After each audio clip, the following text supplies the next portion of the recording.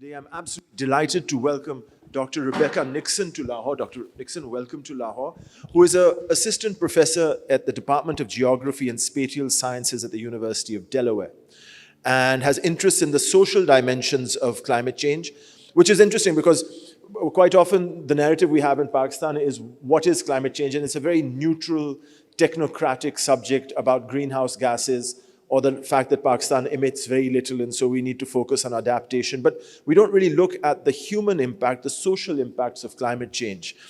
Dr. Nixon has also worked a lot on water governance and environmental justice, so we'll be able to hear about these themes as well.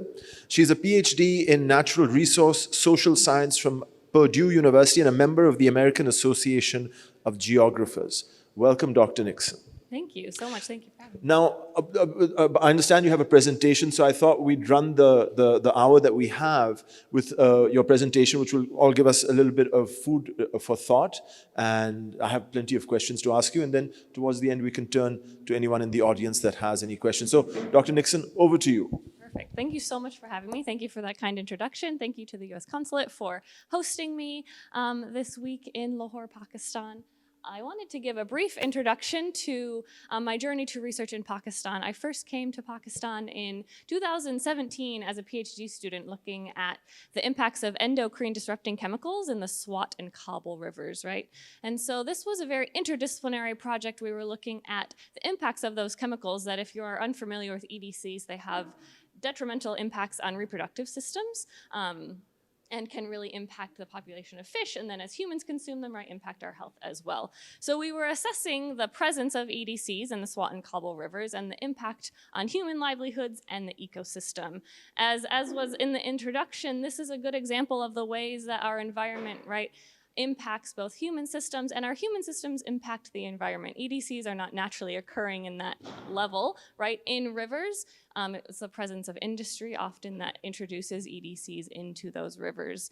And it's that human-environment interaction that motivates my work as an environmental social science studying the social dimensions of climate change. We have so much infrastructure and technology available, but I believe it's really our governance structures and our human decision-making processes that we need to assess, address, and better understand to be more equitable in the ways that we're managing our natural resources and addressing the climate change crisis in our world today. Next slide, please.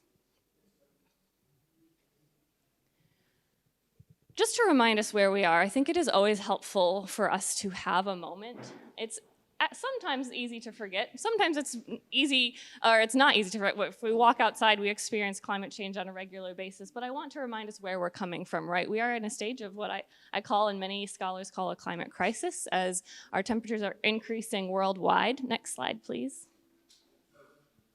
And we are experiencing this here in Lahore today, right? As we know, ever since the Industrial Revolution, as we are increasing our reliance on greenhouse gases, we have experienced the warming temperatures and the increase in disasters, precipitation events that go along with those increasing temperatures. And so this is highly motivating for my work to understand how we are going to create a future for our children, for the future generations, in which we are no longer seeing these bright red stripes on the climate stripes, right? When will we be able to see a decrease in the warming in our world? And just as a reference, if folks are unfamiliar with this graph, this is global warming stripes. So these are relative temperatures from the average from 1971 to 2000, just to give you reference for what we're looking at here today. Next slide, please. As a reminder, but folks in this room probably do not need this reminder, but Pakistan is consistently ranked right in the top 10 of the most vulnerable countries to climate change. I say in the top 10 because if you look at different rankings, different tests, different variables, you can pull out anything from 1 to 10 or any other number, because we measure vulnerability in so many different ways. But what is consistent across every test that we run is Pakistan continues to be one of the most vulnerable, both environmentally and socially, right? Next slide, please. But what do we mean when we say vulnerability? We use this word so much from high-level climate change talks to our day-to-day conversations when we're talking about our personal vulnerability or the vulnerability of our communities. But I want to make sure that we all understand what we mean what I mean when I say vulnerability. When we study the vulnerability of a system, especially as it's related to the environment, we think about how exposed that system is, right? How much heavy precipitation or variable precipitation events. This could be high levels of drought or high levels of monsoon and precipitation events, right? How exposed are they to temperature fluctuations, whether that be extreme cold or extreme heat? Relative humidity, extreme events, all of these go into how exposed a system is. And of course, this varies across geography and across time as well.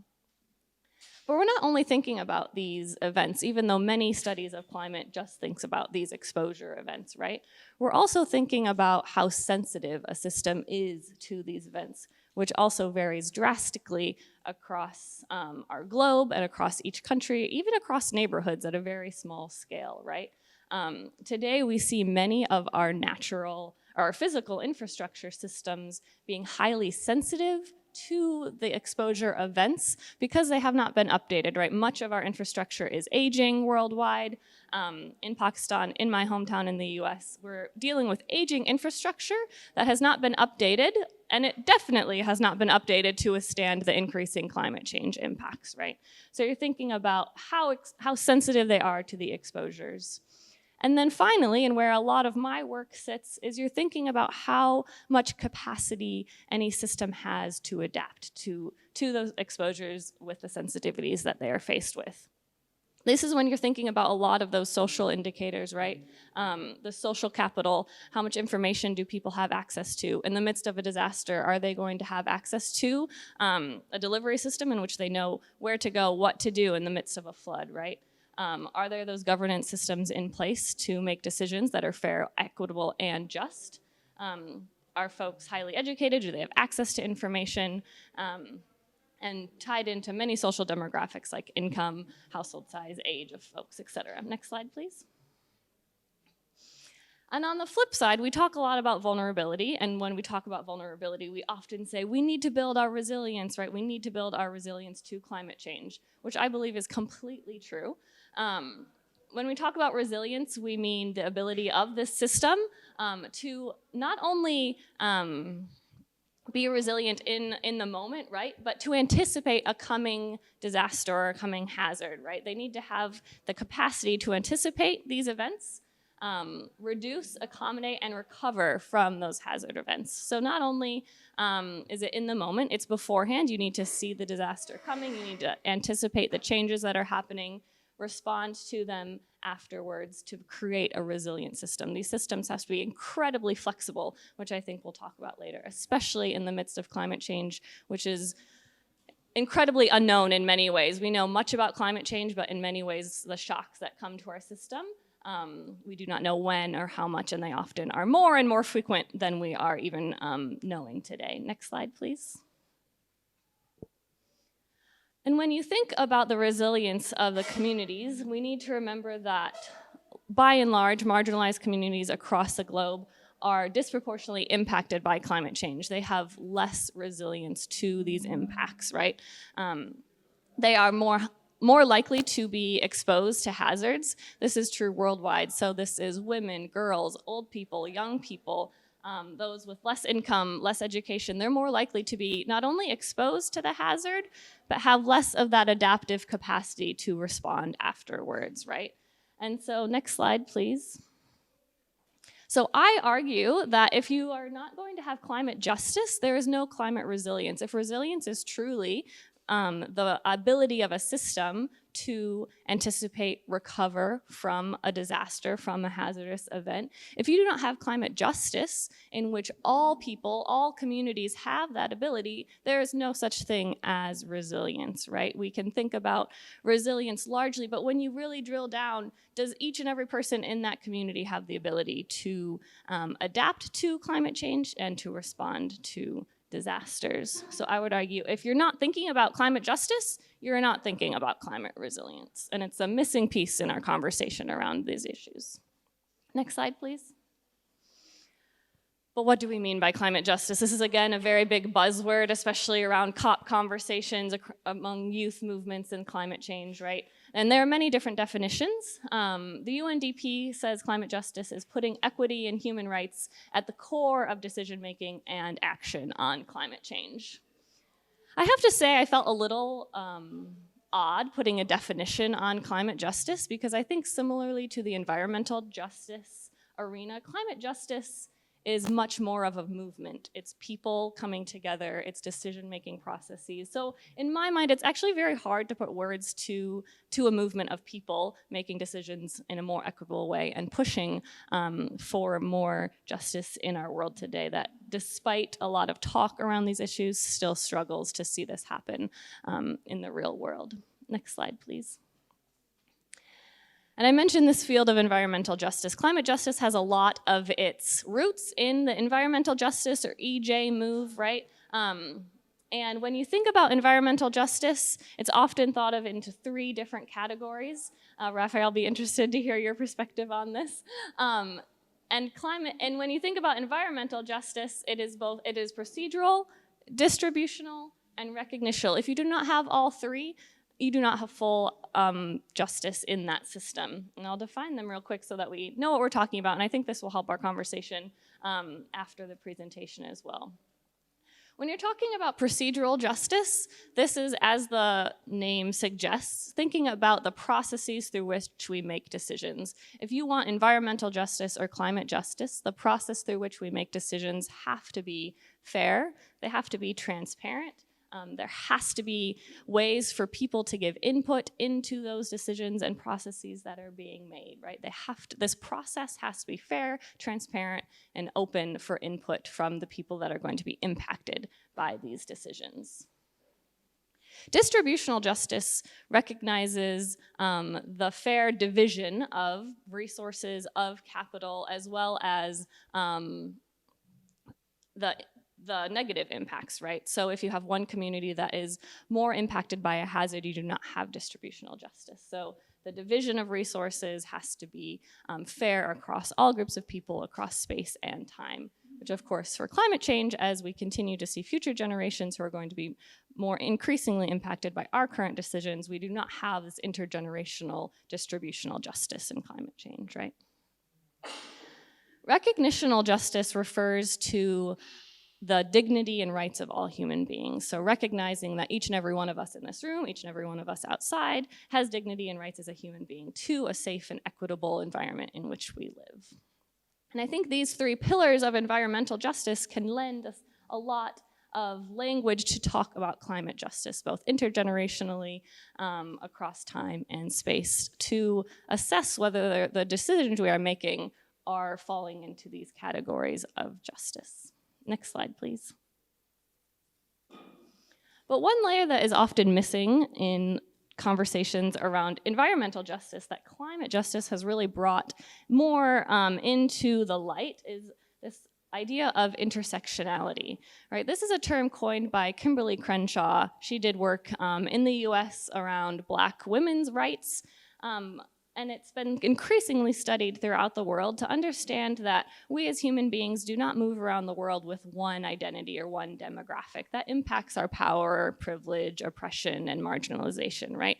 It is not just your race or your gender or the language that you speak that impacts the places of power and oppression that you experience. It's all of these combined. It's the intersection of those identities that impact how we experience climate change. And this is where a lot of my work has shown that multiple demographics impact how we experience adaptation decisions, how we experience climate change, and how we can participate in the governance process. Next slide, please. And just as some examples, I wanted to talk a little bit more specifically about some of the research studies that I've conducted that have shown this idea of intersectionality impacting the ways that we govern both water, environmental resources more broadly. So in a study in Kyrgyzstan that I had done multiple years ago, we looked at the ways that women were participating in irrigation management. And in this system, there was a massive outmigration of members of the family to work in Russia, right? So a lot of the women were actually conducting much of the farm labor, but we found that, unsurprisingly, they were often left out of the water user associations in which irrigation management decisions were made. However, we found that there was a distinct impact of the age of the women and how they participated. The older the women, the more likely they were to be able to participate and be welcomed in the conversations about irrigation management. This is important because much of our policy, much of the nonprofit work, much of the ways that we interact with gender-responsive policies in climate, for example, focus on one dynamic, right, of gender. But it's actually really important to think about the nuanced ways that people experience power through age, in this example, or marginalization, right, as the younger women were much less likely to be welcomed into that space. We've also seen the ways that gender and language limit mobility and the ability to participate in decision making. So in places that speak multiple language, right, it was very dependent on people's first language and the ability to interact in those meetings. If you're in a meeting that is deciding about irrigation, for example, and you can't interact in that language, that's a distinct disadvantage in order to vote in any process, to have any input in the water management decision makings that are happening in your community. And the final example I want to talk about is an interesting study that I'm working on now, thinking about early warning systems in flooding in the US context, but I think it has interesting applications here as well. And we're finding the ways that language, income, and ability impact your access to early warning systems, right? Often in the US context, when we're thinking about early warning systems for disasters, we often either see it on the TV. No one really watches TV anymore, but we get it on our phones, we get it through email. But the people who have access to that and access to it quickly, this often falls along the lines of people who speak English, who have the ability to access the texts or the email messages. And these are a really important intersection of these identities to think about access rather than just one identity in and of itself. Next slide, please. And so I would argue, I first said without climate justice, there's no climate resilience, right? But I would also argue that without intersectional climate justice, there is no climate resilience in your system. And I'm going to leave us with that thought and pass it over to Rafay for questions. Thank you very much. We'll try and come back and unpack intersectional climate justice because we could easily spend a day talking about it. In Pakistan, there are a lot of people, whether they're right or not is immaterial, who suggest that climate change in Pakistan is all about water. Excess of it in floods, the shortage of it in the form of droughts. And this is despite the fact that an overwhelming amount of the water in Pakistan, about 90%, if slightly more, is used in farming and in irrigation. And nearly half the Pakistani workforce is employed in agricultural practices. And whatever adaptive policies and strategies Pakistan has formulated to date, and there have been numerous ones, often prescribe remedies to people living far, far away in villages. These are people in capitals like Islamabad and Lahore giving prescriptions about what farmers should be doing in order to be more adaptive, be more resilient. But I'm sure they're preconceived notions. And I know you've worked on small-scale farmers in the US and about preconceived notions that people in the US have about them. And I wonder if you could share with us some of the stuff you learned about this experience, about the preconceived notions of small-scale farmers to see whether there's anything familiar we're doing over here. Yeah, of course. It's a great question about preconceived notions of small-scale farmers and support they need potentially to adapt the adaptation they're already doing, and maybe the disconnect between federal policies and support given. And in my work, both in the US with small farmers, as well as in Pakistan, interviewing farmers and fisher folk, one thing is very clear in all of the interviews, all of the surveys, is that these farmers are the experts in the land and environment in which they work. they have often been there. Their family has often been there for generations in both contexts, in Pakistan and the US. And they know their area very well. So that's why I often call for local adaptation policies that is grounded in that local knowledge. They can tell you much more about how the weather or climate has changed and the impacts on their land than anyone else that I've talked to. In the US, there's also, in the research that I found, that preconceived notion that those farmers are also homogeneous in desires and needs and challenges. But in reality, as I talked about, many of them are carrying their own demographics, their own values, their own needs, whether that's the intersection of identities that are impacting their access to resources, or even environmentally, the different land that they are working on, the different needs their family has, the income that they might need, other resources they have access to. And so that makes it very difficult for large-scale policies to meet the specific needs of small-scale farmers, right? And I think that because of that, there needs to be very nuanced, context-specific, ground-up adaptation support. And that support also has to be incredibly flexible, right? We've seen agricultural land decimated by floods, both here in Pakistan, in the US. The support they needed before a massive flood event might be very different than what they need after, right? So it has to be incredibly flexible to respond to the farmer's specific needs as well as our increasingly changing environment. As possibly localized, context-based adaptive strategies are necessary. And this is true because, Balochistan and Sindh have a coastline that KPK doesn't have, and KPK has mountains and glaciers that the other two provinces don't, and you can't have a single policy addressing all of this. Even in Punjab, at a sub-provincial level, the flooding in Sialkot is very different from the flooding in South Punjab, and we need to be able to understand this and have nuances in our policies. Now, I know you've also worked on assessing the impacts of large-scale water transfer projects. So this is not just hydropower infrastructure, this is also canal irrigation and interbasin transfers and stuff like that. In Pakistan, we are huge fans of large dams, huge fans. And sometimes we tend not to look at the impacts these development projects, these large-scale water projects have on communities. You've certainly had a look at the impacts of these, and I wanted to ask you to share some of the lessons you learned and the impacts on local communities from these sorts of infrastructure projects. So that it isn't just all, rosy and sunshine, that there are real serious concerns about these projects as well. Sure. For that, I would say when we think about water, there's a theory called the hydrosocial cycle. This talks about water not as only an economic good, not only as an environmental resource, and not only socially important or domestically important and spiritually important, but all of these things combined, right? Water is a very integral part to so much of our life and is used, rightly so, in many different ways, whether that be for power, irrigation, domestic uses, spiritual practices. I love my research because it touches so much of our life, right? However, that means that there's a lot of conflict over how we should use it and the ways that it can be distributed across all of those needs.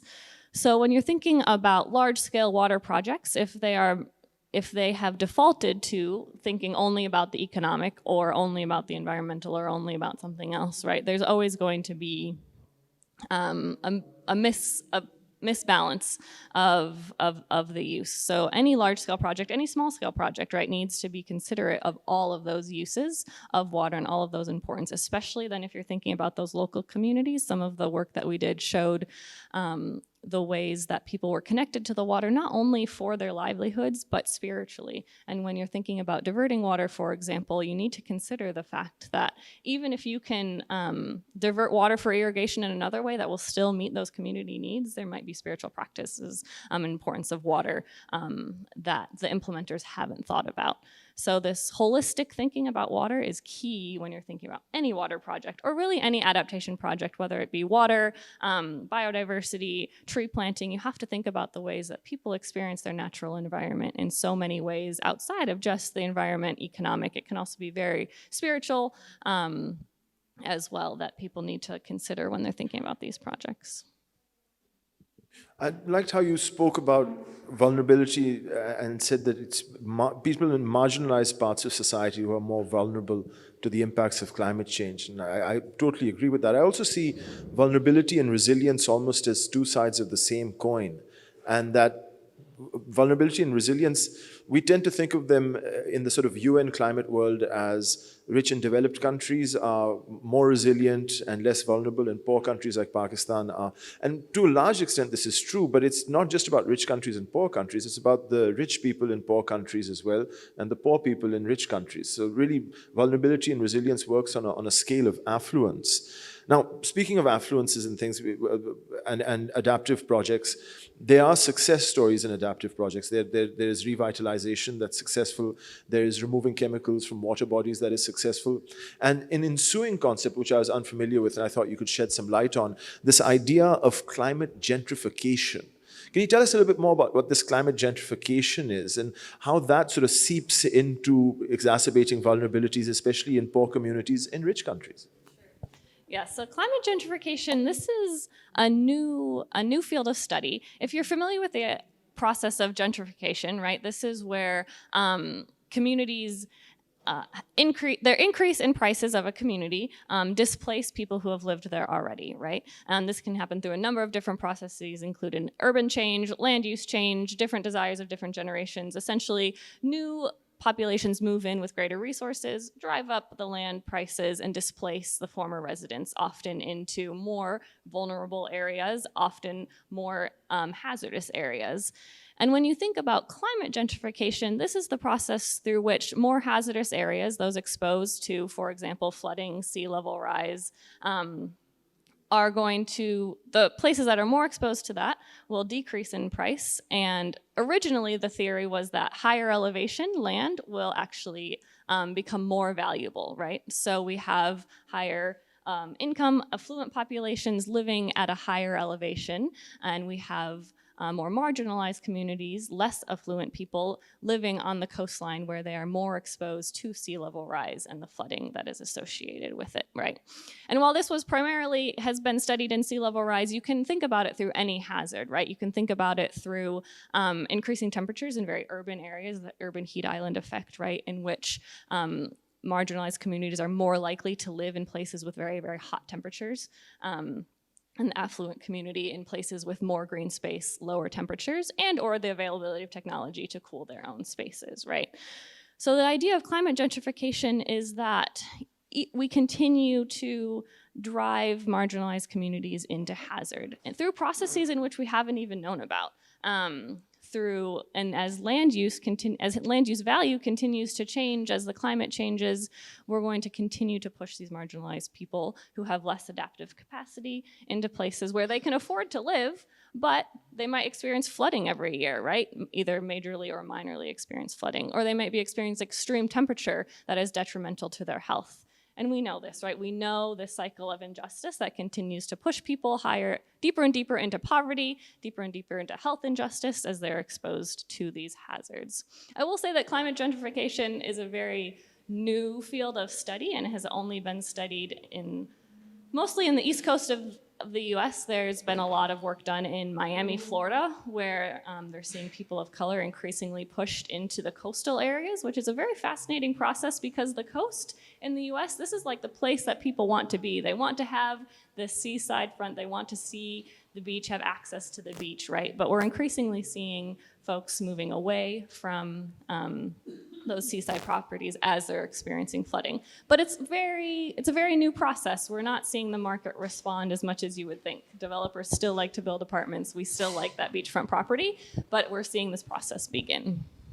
Well, and I wanted to put a bit of context, local context here. We have just a few miles from here something called the Rafay Urban Development Authority that's seeking to urbanize over 100,000 acres of land in and around the city of Lahore and down the banks of the Ravi on both sides for about 40 kilometers, which will inevitably displace the tens of thousands, if not hundreds of thousands of members of communities, farmers, lots of vegetables, the lemons, onions, things like that grown for the city of Lahore and for their own consumption will be pushed out in favor of folks who can afford a 40, 50 million rupee home. And so these impacts of climate gentrification should also be understood here. It's happening here very much as well. And I will say to that point, right, that falls under this broader idea of climate displacement, climate migration, right? You've probably heard these phrases, but climate gentrification is just one other way that this movement of people is being impacted by the climate, right? And many times it is the push of people away from climate vulnerable areas, as we see in many vulnerable areas, people moving away from the coast, moving away from flooding, either forced displacement or by their own choice to avoid those hazards. But this climate gentrification is this push, the opposite direction of pushing marginalized groups back into the hazard. And I think we're increasingly seeing that as development increases, right? As urbanization increases, as developers continue to build in high need areas, those people will be displaced into areas with less infrastructure to protect them from the growing This sort of climate sets me crisis. up perfectly for my next question, which is how can you then, when you understand the intersectionality of this, what are ways we can have more equitable revitalization and adaptive processes? It's a big question. How can we have equitable revitalization and adaptive processes? I would go back to what I was talking about in the beginning. I think one, a lot of our systems need to be transformed to think about the inclusion of multiple voices from the beginning of the decision-making stage. So in the example of the development and the displacement of farmers in that area, right, what would happen if the local residents were involved in the beginning? What would happen if there was regulation on developers to make sure that there was what in the US, we would say mixed income housing, right, where people can make sure they're affording those houses. What we saw in studies of adaptation and the revitalization of areas that were struggling from environmental degradation is that a lot of the process was built on trust. For places that were more equitable in their outcomes, there was a high sense of trust in that community. And when I talk about trust in this setting, I'm not talking about one type of trust. If you think about trust in an academic sense, there are actually multiple kinds of trust. And places that have more equitable outcomes also have a high level of trust in the decision makers, between the decision makers and the residents. So this can be trust in the process. A resident can just trust that there is that distributional trust, the recognition, or distributional trust, justice, recognitional justice and procedural justice. They can trust that process no matter who it is. They can also trust the decision maker because they've built a relationship with them over time. They could trust the decision maker because they've seen the decision maker do good things in the past that have helped them. So the places that have had more equitable end results has had this trust built in their system. When I hear you say trust in the system, when I hear you say we need to have a bottoms-up approach to adaptive sort of strategies, it jumps out at me that what you're talking about is listening to people. And that can broadly be translated to democracy, a voting system whereby people express their opinions and send people to assemblies to represent them. And so I just want to underline here that climate justice it's crucial in order to have climate justice to have a functional democracy. You can't have the trust that Dr. Nixon is talking about or a bottoms-up approach without that system working and very much in place. I will say that trust isn't only vertical, right? It's not only between residents and decision makers. It really also has to be among leaders as well as they negotiate. And I would say that is at the local scale where I study it, but also at the international scale as we think about climate negotiations. There are ways that we can listen to people and build trust when we're thinking not only the vertical conversations and communication, but also the horizontal communications as well. Don't want to be beating a dead horse here, but we are going into an election cycle in Pakistan. We are reminded every time we talk about climate change about how vulnerable it is. But when you look at what people are campaigning on nowadays, if you look at the party manifestos, there were 30 million Pakistanis impacted by the floods in 2022. Last year in August, the Satluj River flooded and over 100,000 people in Kasur, which is next door to Lahore, had to be evacuated. Last year's floods, not the 2022, but last year's floods barely hit the media. And even now, with most air pollutants being greenhouse gases, and Lahore is losing 7 to 8 years of life expectancy because of it, these need to be election issues that needs to have, come through governance for us to be able to experience climate justice in a real way. Now, another question, because I know you worked in Pakistan on the Swat River. It was the Swat and Kabul River. Swat and Kabul, yes. Oh, great. And you worked on something called adaptive water governance, which is essentially about listening to people. What were the lessons in adaptive water governance that you learned from Pakistan in your study?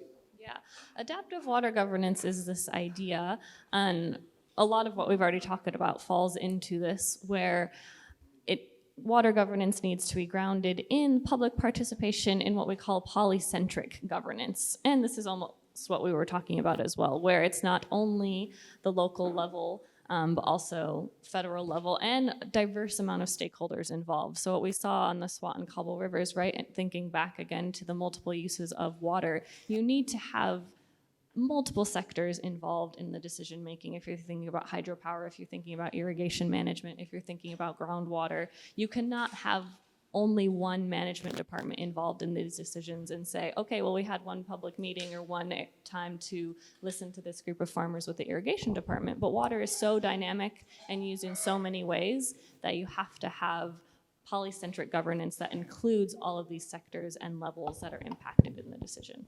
And I know that's easy to sit here and say that that's what you need, right? And outside, that's much more difficult to get everyone in a conversation. But in every setting that I've studied, including on the Swat and Kabul rivers, it is when you have all of the sectors represented is when you start building that trust, then you have those equitable decisions that are made.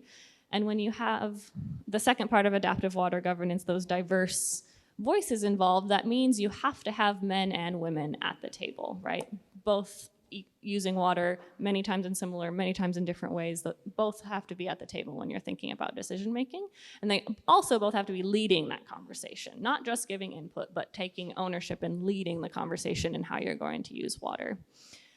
Also in that case study, we saw that you have to have diversity in land ownership, right? Renters, owners, and land size. In every agricultural setting I've been in, smallholder farmers, right, are at distinct disadvantages as opposed to large-scale farmers who are farming cash crops for a high amount of income, right? So you have to make sure that your community is adequately represented in that table. The third and final part of adaptive water governance is that all of those decision-making processes and outcomes have to be incredibly flexible. That's that adaptive part to our changing system. So we know climate change is going to increase. We know precipitation events are going to increase, right? We know flooding will intensify in our areas. And so our decisions and the need to be able to change often very quickly to adapt to the changing circumstances. What worked 10 years ago, 20 years ago, might not work today as we see increasing flooding, we see precipitation events becoming more intense and less frequent, right? So you have to be able to change those decisions as our climate continues to change. As we move towards or see a tipping point, right, we're going to need to be incredibly adaptive as our environment changes. Well, maybe my good friend Dr. Danish Mustafa is a geographer in London, and has repeatedly mentioned that a lot of water governance around the world decisions are made on the basis of the understanding of the past, looking at flood averages, rainfall averages, and then based on that, you can make projections going forward. But what Danish said once is that in the age of climate change, averages are out the window. So really this becomes even more difficult because power structures that are meant to be adapted, power is not flexible. By definition, it doesn't follow the laws of gravity. So it is very, very challenging. But that's not the question I wanted to ask you. I know you were talking about trying to listen to all sectors and listen to all voices. And I was talking to Dr. Nixon earlier this afternoon about a study we'd done about 10 years ago on water opinions in South Asia. And I was part of a team that asked literally hundreds of people, maybe 75 questions on water. So you can expect, there were thousands of responses that we got of all shades, except there were two areas or two questions that came back 100%. One was that we are in deep trouble when it comes to water, and secondly, it was that there were no women anywhere in the water governance or water institutions in Pakistan, not at the table at all. Now, I know you've worked in Kyrgyzstan on natural resource management, especially the role of women, but how did you find women's participation outcomes change development initiatives? What do women bring when they do come and sit on the table?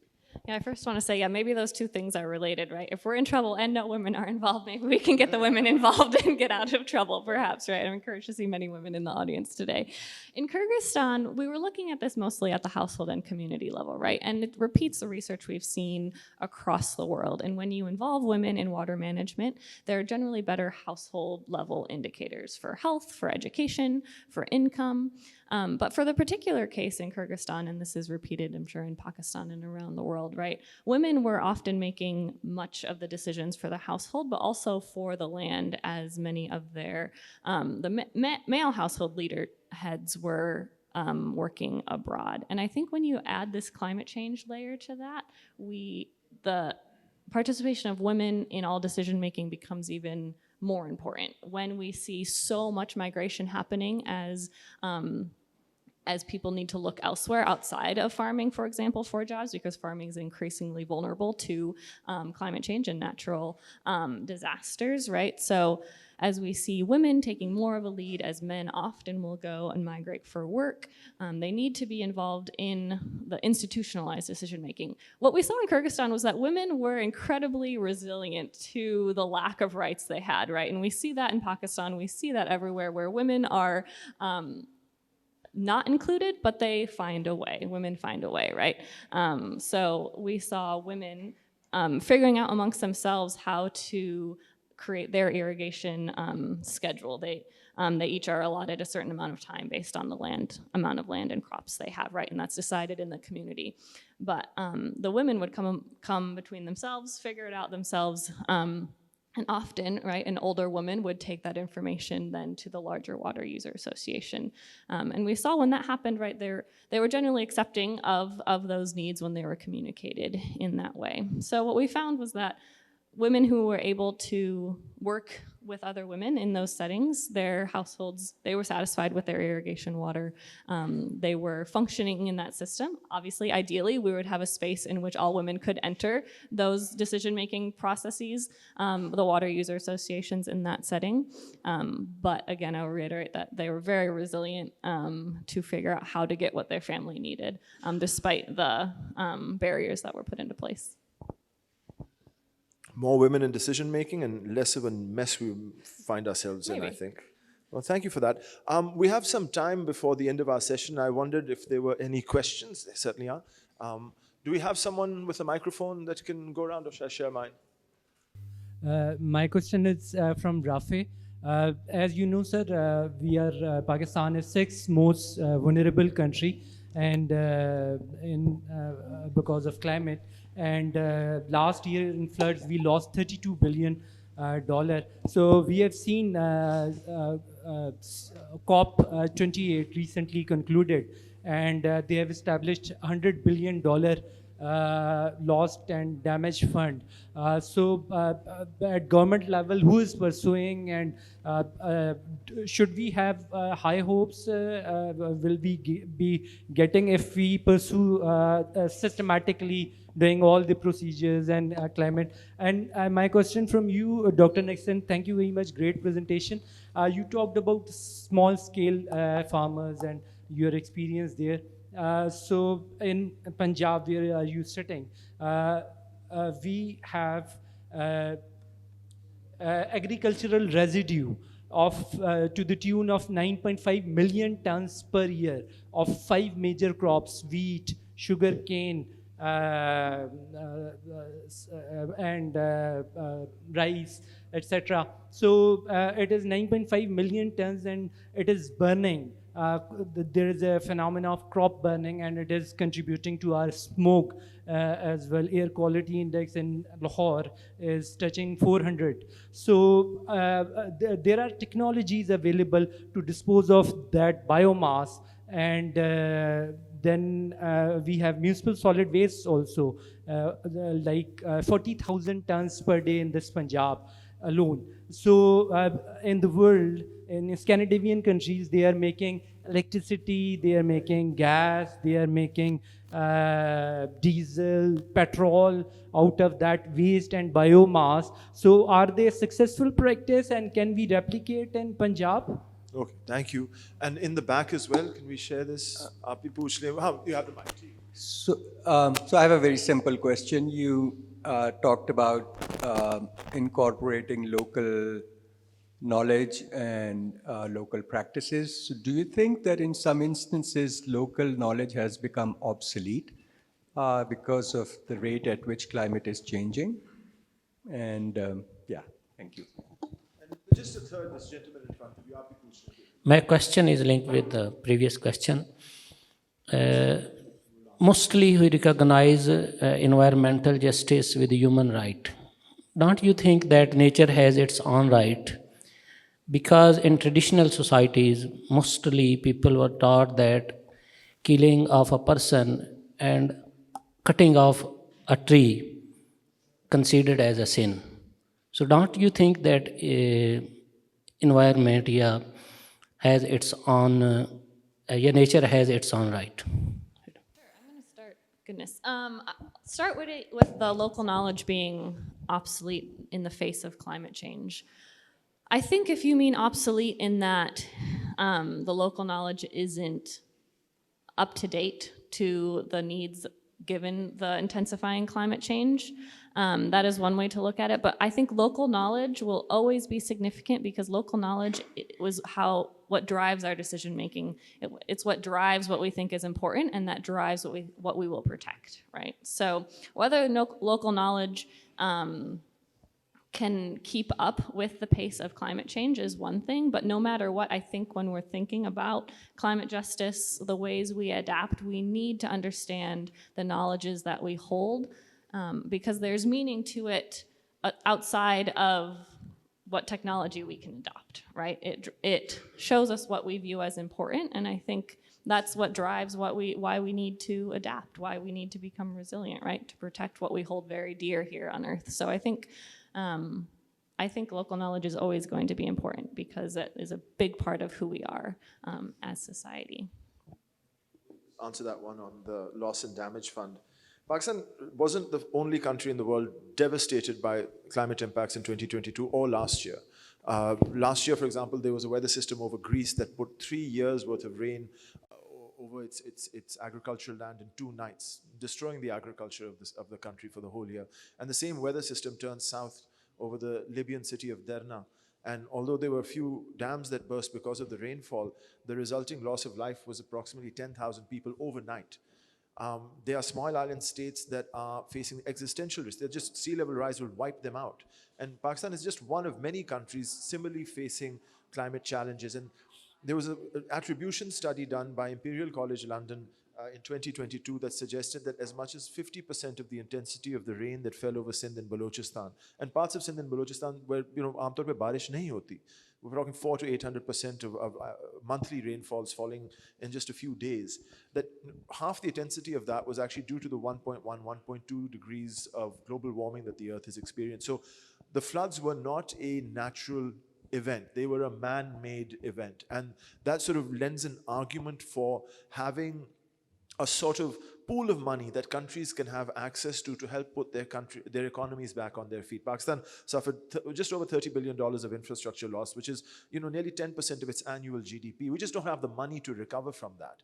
And so from an international point of view, it was important to set up a loss and damage fund to help countries similarly situated to Pakistan in being able to put their economies back on track. That said, establishing the loss and damage fund is one thing, capitalizing it is another thing. In COP28 in Dubai, just a handful of money, given the hundreds of billions of dollars such a fund needs, just a handful of money was actually pledged to this loss and damage fund. So for Pakistanis thinking that this is some sort of silver bullet, I'd take you to please check your optimism outside. That's not the case. It is a moral victory of sorts, but not a financial one that I see materializing anytime soon. There's still a lot of negotiation that will have to take place at COP over the years to be able to get to a place where that's capitalized enough for countries like Pakistan to have access to. So too soon to celebrate. Can we have some more Yes, questions? Yes, in the back, please. First of all, I would like to thank you for bringing this conversation here, because environment itself in Pakistan, in a country like Pakistan, is a very far-fetched topic. It's not discussed enough. And moreover, I would like to extend on how he just mentioned about the COP and everything. The funding part is very important, as we see that there's a clear distinction between the people between the nations who have polluted the environment and the nations who are victim to it. So I would like to ask that how, I don't really think that it has been discussed, but I think that this is a very important part, that carbon markets are actually being a part of it, are actually a way to evade, to take the responsibility, or are they actually a way of evading the responsibility from this developed nation, as they are putting the developed countries to be in this competition of constantly getting the fundings? Because this is what my perspective is, but I would really like your comment on that. Thank you so much. Can I briefly just respond to that? There's this young man called Faizan Khattak, and he puts onto social media and TikTok these fantastic little videos on transportation infrastructure in Islamabad. Just the young man's insight and his ability to be able to illustrate these things is fantastic. But he said something which I think is my answer to your question. हमने IMF से पैसे बड़ा कहूँ overpass बनाने के लिए नहीं लिए थे. That's the mistake we're making. We're taking international finance and many times loans, and through bad governance, we're putting them into projects that benefit urban elites, automobile elites, polluting elites, rather than the communities that they should be going to. And this is indeed a challenge in how to materialize a loss and damage fund as well, because countries like Pakistan have to show the rest of the world that when they do get money, the money is going to communities and to projects that will actually benefit people rather than just these elites that exist in them. Yeah, great question on the carbon markets, and I would reiterate the point that you began with, in that the countries that are contributing the least to global emissions, right, are being impacted the most by climate change, and that is a point that cannot be said enough. However, as much as we say it, we have not seen to date much action behind that, right? We do have the loss and damage fund. We will have yet to see how optimistic we can be on that, as Rafay mentioned, and I think that we have yet to see any solution for an equitable process, including carbon markets, that is still embedded in a capitalist system. And when you're thinking about a carbon market, I have yet to see it really be able to diminish the ways that the global south and the global north are at odds in this issue. So I would agree with you in that I don't see it as a solution as it is marketed often. It could be with better governance, perhaps, and better regulation, and I think it has potential, but I have yet to see it contribute to the promises that it has said it would. Are there any comments from this side of the room? There's one in the back. Oh, you already have a microphone. Then we'll go to you, sir. Ji, push le. I have a question that we all know that Lahore was the most polluted city of the world, and it has been for the last few years. So there are many factors for this, but what do you think about the specific factor? Is there any flaw in infrastructural bylaws, policy, or implementation of the bylaws about the roadside, about the green belts, or about the encroachments? We can say that is also a most significant factor. And secondly, I also want your point of view. What are you optimistic about Lahore being relieved from this smoke in the future? You know, government setups and different peoples. So please, thank you. Yeah. So my question is related to this last one as well. Lahore is an urban center where much of the ruling elite in Pakistan also lives. And we've been dealing with the smog-related issue for the past 7 years in a much extreme context. But a part of your discussion was regarding how climate events affect lower social class more extensively, because purely out of the ruling elite is usually detached from the immediate climate circumstances. But the case is here completely opposite.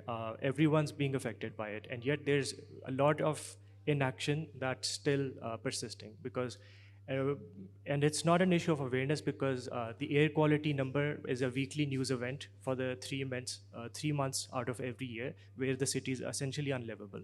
Why do you think there's still so little action, despite it being such a perverse issue? We can visibly feel it, see it. The ruling elite is also affected by it.